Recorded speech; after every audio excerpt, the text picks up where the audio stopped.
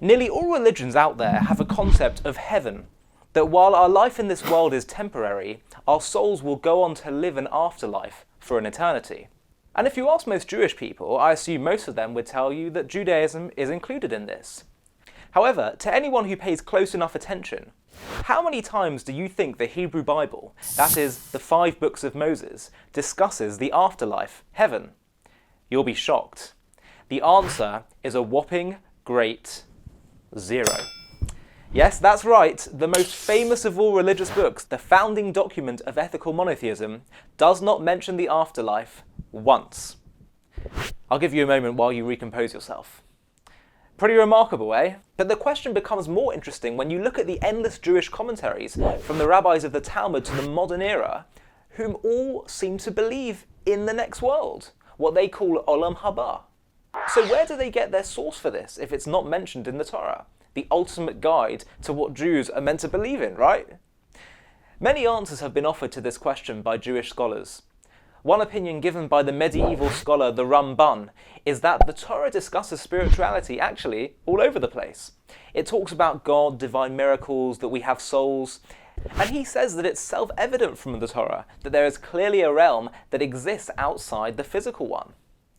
Another opinion is that the focus on heaven would belittle the importance of this world, making the most of the blessings of this world and achieving our potential here and now. And we know all too well what happens when a religion focuses too much on the paradise of the world to come. It ends up coming at the expense of valuing life here on earth. But I want to share with you an answer to this question given by Maimonides, the Rambam, another medieval Jewish scholar, which I find particularly moving.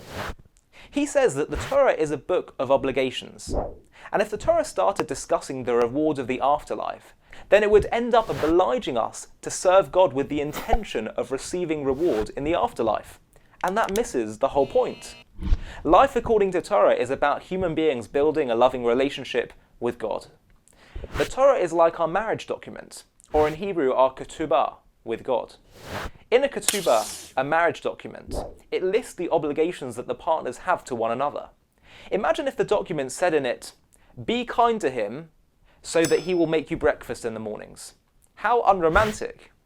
Each marriage partner can know that of course their lives are going to be more pleasant if they give to one another, but to codify it into the marriage document that they should give to each other in order to get something in return, that misses the whole point.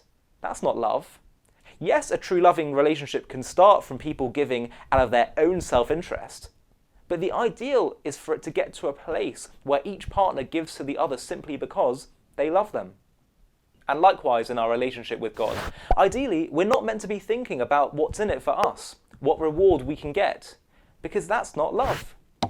The Torah wants us to get to a place of love with God, not selfishness, where we're focused on the reward of the next world. I'm going to do that commandment so that I get rewarded by God. I'm going to add some brownie points for what I can get in heaven. So we certainly can know there's reward. Indeed, the oral Torah passed down through the generations speaks all over the place about the next world.